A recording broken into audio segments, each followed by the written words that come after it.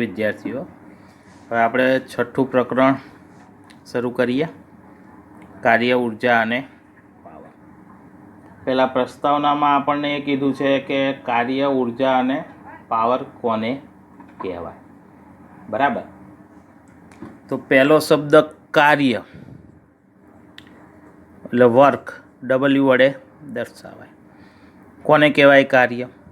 તો જો અત્યારે હું લખવાનું કામ કરી રહ્યો છું, એ જ આપણું કાર્ય.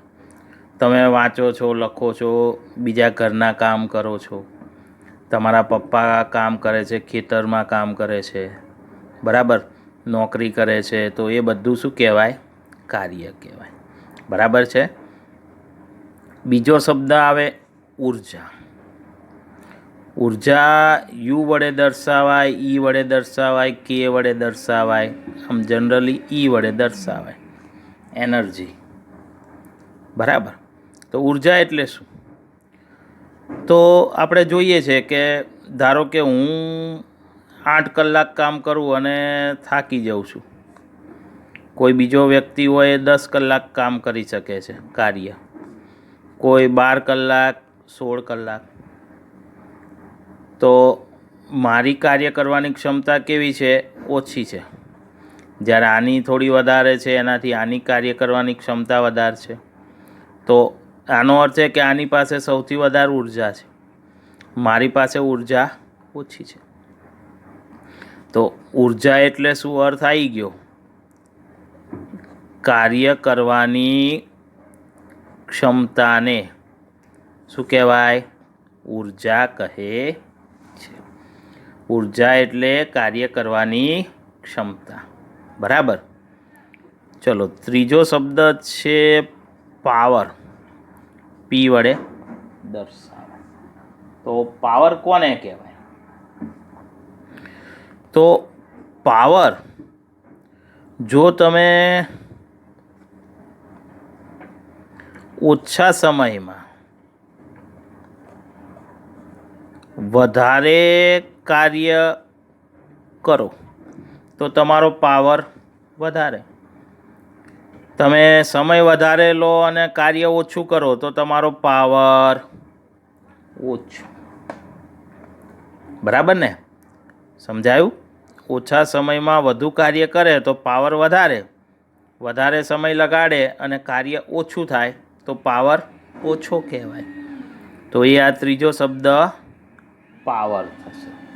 બરાબર. ચલો, ત્યાર પછીનો ટોપિક લઈએ. 6.1.1 છે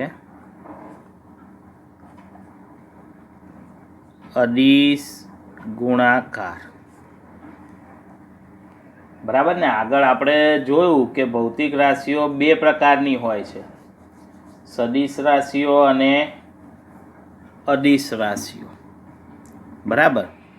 એમાં જો હું 2 સદિશ રાશિઓ લઉં, ધારો કે એ સદિશ અને બી સદિશ છે, અને આ બેનો ગુણાકાર કરું. બરાબર ને? એટલે શું કર્યું આપણે? 2 સદિશોનો ગુણાકાર. અને 2 સદિશોનો ગુણાકાર કર્યો અને મળતું પરિણામ જો અદિશ હોય તો તેને કયો ગુણાકાર કહેવાય? અદિશ ગુણાકાર કહેવાય. એટલે સદિશોના ગુણાકાર 2 પ્રકારના છે. એક તો જો તમે 2 સદિશોનો ગુણાકાર કરો અને મળતું પરિણામ અદિશ હોય તો એને અદિશ ગુણાકાર કહેવાય, અથવા બીજો શબ્દ વપરાય ડોટ ગુણાકાર. અને જો તમે 2 સદિશોનો ગુણાકાર કરો અને મળતું પરિણામ સદિશ હોય તો એવા ગુણાકારને સદિશ ગુણાકાર કહેવાય. એ આપણે પછી સમજીશું. બરાબર. એ અત્યારે આપણે પહેલાં અદિશ ગુણાકાર છે એ જ સમજવાનો. 2 ગુણાકાર આવે, સદિશ ગુણાકાર ને અદિશ ગુણાકાર. તો 2 સદિશ રાશિઓનો ગુણાકાર કરવાથી મળતું પરિણામ અદિશ હોય તો તેને અદિશ ગુણાકાર કહે છે, જેને ડોટ ગુણાકાર પણ કહેવાય. એટલે આ રીતે વંચાય એ સદિશ ડોટ બી સદિશ અદિશ ગુણાકાર આ રીતે દર્શાવાય એ સદિશ ડોટ બી સદિશ અને એને વ્યાખ્યાયિત કરીએ તો એ સદિશ ડોટ બી સદિશ બરાબર એ બી કોસ થીટા.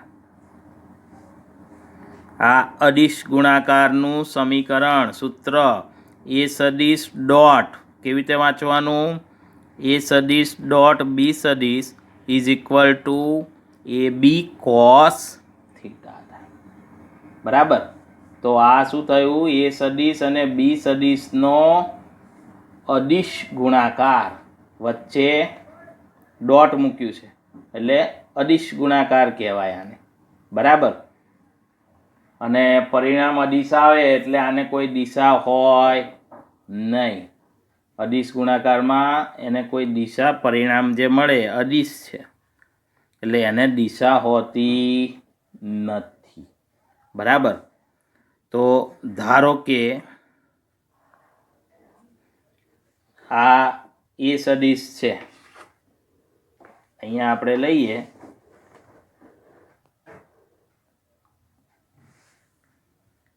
આ એ સદિશ છે અને ધારો કે આ બી સદિશ છે અને આ બે વચ્ચેનો ખૂણો થીટા. તો એ સદિશ ડોટ બી સદિશ બરાબર એ બી કોસ થીટા થશે. તો હું આ બી સદિશમાંથી એક લંબ દોરું એ સદિશ ઉપર તો આ શું કહેવાય પ્રક્ષેપ થઈ ગયો. બી સદિશનો એ સદિશ પરનો શું કહેવાય એને પ્રક્ષેપ કહેવાય. બરાબર. અને એનું આ મૂલ્ય એનું મૂલ્ય થાય ને ખૂણાની નજીકનો ઘટક એટલે આ મૂલ્ય કયું હોય અહીંયા લખીએ બી કોસ થીટા. કયું મૂલ્ય હોય એ બી કોસ થીટા. તો આનો અર્થ એ થાય કે બી કોસ થીટા એટલે શું અહીંયાથી તો બી કોસ થીટા એ શું છે તો બી કોસ થીટા એ બી સદિશનો એ સદિશ પરનો પ્રક્ષેપ છે. બી સદિશનો એ સદિશ પરનો શું કહેવાય પ્રક્ષેપ કહેવાય આને બી કોસ થીટા. બરાબર. તો બી કોસ થીટા એટલે બી સદિશનો એ સદિશ પરનો પ્રક્ષેપ. તો અહીંયા જો આ બી કોસ થીટા છે આપણી પાસે.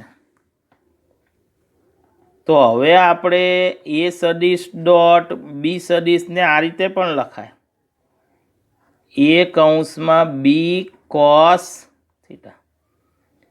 એ એટલે શું કહેવાય એ સદિશનું મૂલ્ય અને બી કોસ થીટા એટલે આપણે લખ્યું જ છે બી સદિશનો એ સદિશ પરનો પ્રક્ષેપ. પ્રક્ષેપ અથવા એવું કહેવાય કે બીનો એ સદિશ પરનો અદિશ ઘટક એવું કહેવાય. પહેલાં એવું પણ કહેતા હતા. બરાબર. તો આ બી કોસ થીટા એટલે બી સદિશનો એ સદિશ પરનો પ્રક્ષેપ. તો એ સદિશ ડોટ બી સદિશ બરાબર શબ્દોમાં આવું સૂત્ર બને એ સદિશનું મૂલ્ય ગુણ્યા બી સદિશનો એ સદિશ પરનો પ્રક્ષેપ. બરાબર. પણ તમે એ સદિશ ડોટ બી સદિશને આ રીતે બી લખી શકો બી આગળ રાખો અને એ કોસ થીટા રાખો. બી આગળ રાખો અને એ કોસ થીટા. તો હવે પાછું આકૃતિમાં સમજીએ કે આ એ કોસ થીટા એટલે શું થાય. જો આ બી સદિશ અહીંયાથી પાછો લંબ દોરો તો એ સદિશનો આ ખૂણાની નજીકનો ઘટક કયો એ કોસ થીટા અને આકૃતિ ઉપરથી એ cos થીટા બરાબર એ સદિશનો બી સદિશ પરનો શું કહેવાય? પ્રક્ષેપ. એ સદિશનો બી સદિશ પરનો પ્રક્ષેપ. તો હવે આ સૂત્રને પાછું શબ્દોમાં લખો. તો એ સદિશ ડોટ બી સદિશ બરાબર બી એ cos થીટા. બી એટલે બી સદિશનું મૂલ્ય ગુણ્યા એ cos થીટા એટલે આ રહ્યું એ સદિશનો બી સદિશ પરનો પ્રક્ષેપ. બરાબર. તો અદિશ ગુણાકારને તમે આ રીતે પણ વ્યાખ્યાયિત કરી શકો. એ સદિશ ડોટ બી સદિશ બરાબર એ સદિશનું મૂલ્ય ગુણ્યા બી સદિશનો એ સદિશ પરનો પ્રક્ષેપ. અથવા એ સદિશ ડોટ બી સદિશ બરાબર બી ઇન્ટુ એ cos થીટા બી લખાય. તો એ સદિશ ડોટ બી સદિશ ઇઝ ઇક્વલ ટુ બી સદિશનું મૂલ્ય ગુણ્યા એ સદિશનો બી સદિશ પરનો પ્રક્ષેપ. આવું પણ કહી શકાય. બરાબર. તો આ અદિશ ગુણાકાર છે. બરાબર. હવે એના ગુણધર્મો આપ્યા છે. અદિશ ગુણાકારના ગુણધર્મો એ જોઈ લઈએ. એમાં પહેલો ગુણધર્મ આપ્યો છે ક્રમનો નિયમ. એટલે અદિશ ગુણાકારમાં ક્રમનો નિયમ પડાય છે કે નહીં એ ચેક કરવાનું છે. એટલે શું ચેક કરવાનું કે એ સદિશ ડોટ બી સદિશ બરાબર બી સદિશ ડોટ એ સદિશ લખાય કે નહીં? તો લખાય. જોયું અહીંયા. આ જો આપણે એ બી cos થીટા લખ્યું ને બી એ cos થીટા લખ્યું.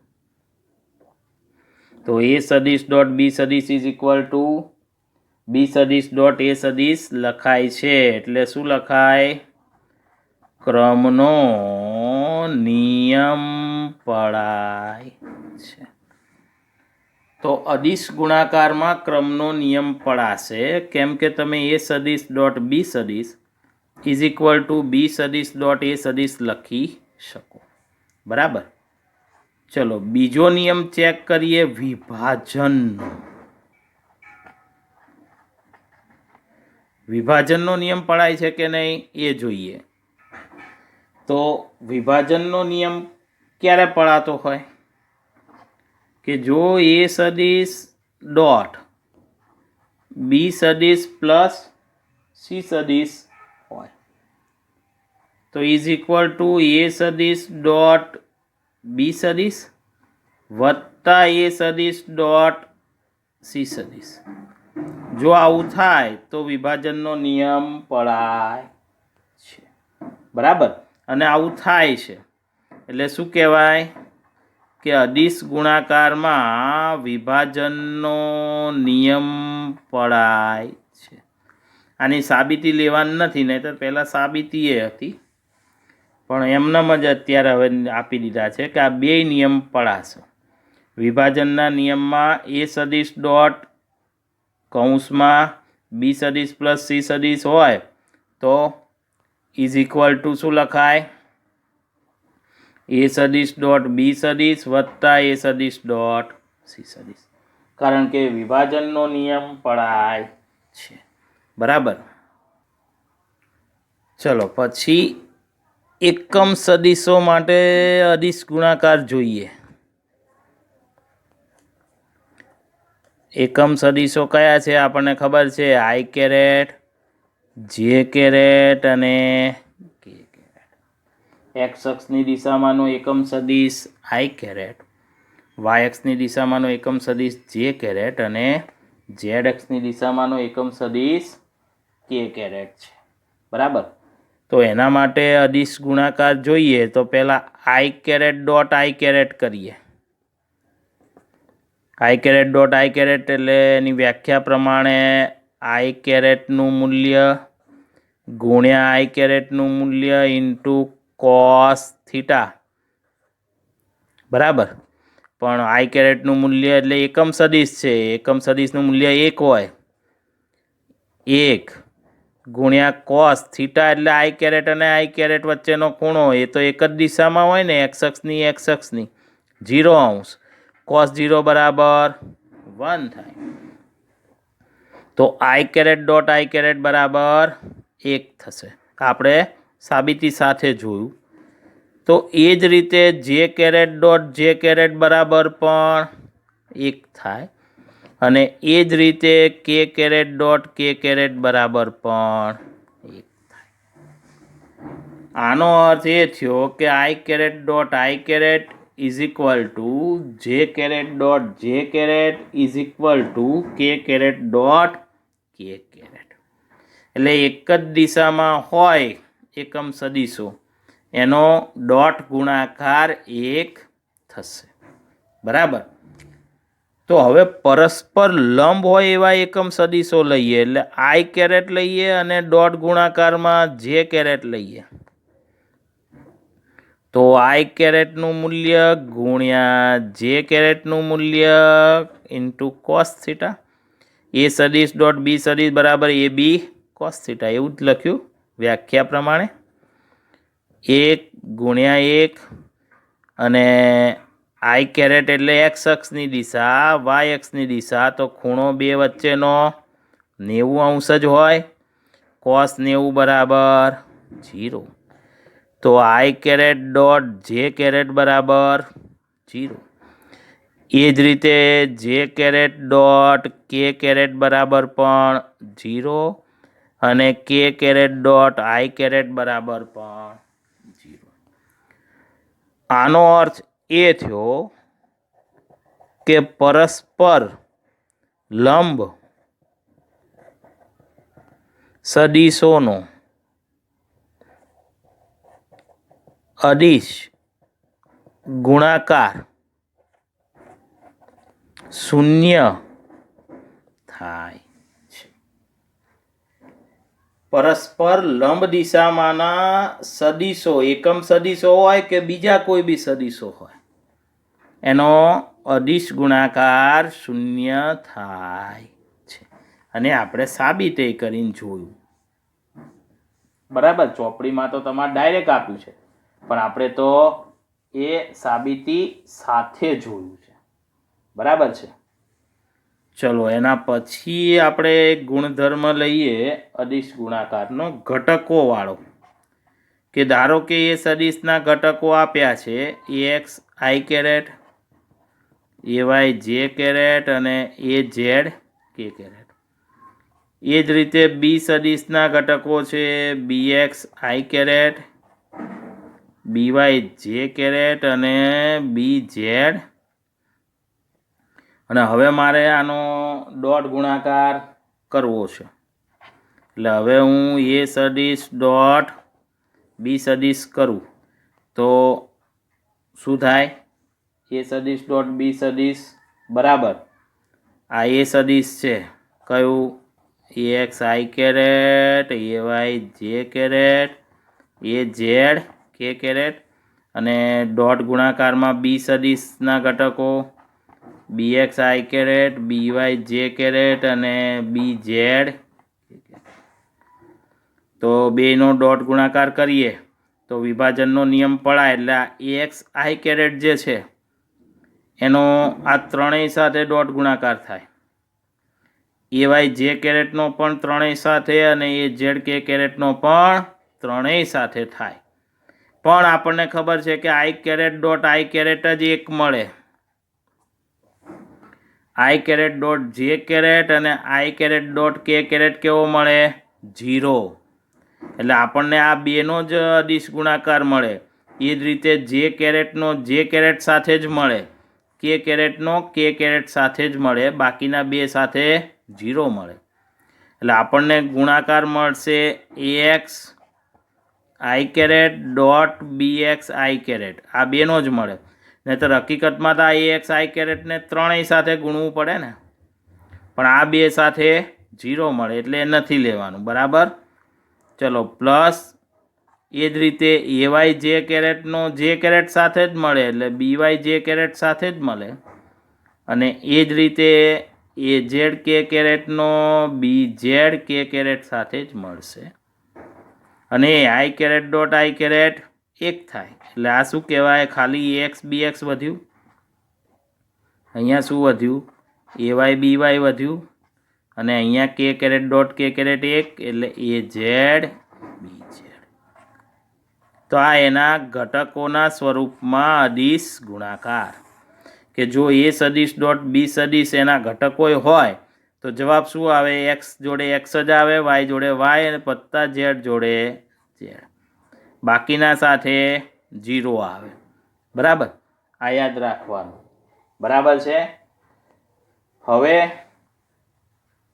ધારો કે એ સદિશનો એ સદિશ સાથે જ આપણે ડોટ ગુણાકાર કરવો હોય તો જવાબ શું આવે તો એ ઇન્ટુ એ કોસ ખૂણો તો 0 જ હોય એ બે વચ્ચેનો તો એ સદિશ ડોટ એ સદિશ બરાબર જવાબમાં શું આવે એ સ્ક્વેર આવે જવાબમાં શું આવે એ સ્ક્વેર આવે બરાબર સમજાયું એટલે એના મૂલ્યનો વર્ગ એટલે આવું લખાય X square plus a Y square plus a Z square સમજાયું બરાબર છે અને એ જ રીતે આ રીતે લઈએ એ સદિશ ડોટ બી સદિશ લઈએ બરાબર એ બી કોસ થીટા છે પણ ધારો કે એ સદિશ અને બી સદિશ પરસ્પર લંબ છે તો પછી એ સદિશ ડોટ બી સદિશ બરાબર એ બી લંબ હોય તો ખૂણો 90° લખીએ અને કોસ 90 બરાબર 0 તો જવાબ 0 ક્યારે તો એ તો અહીંયા જોયું ને આપણે જો સદિશો પરસ્પર લંબ હોય તો એનો અદિશ ગુણાકાર 0 થાય તો આ અદિશ ગુણાકાર અને તેના ગુણધર્મો બહુ જ અગત્યની થિયરી મોસ્ટ આઈએમપી આપણે 12માં પણ આ બધાનો ઉપયોગ કરવો પડે બરાબર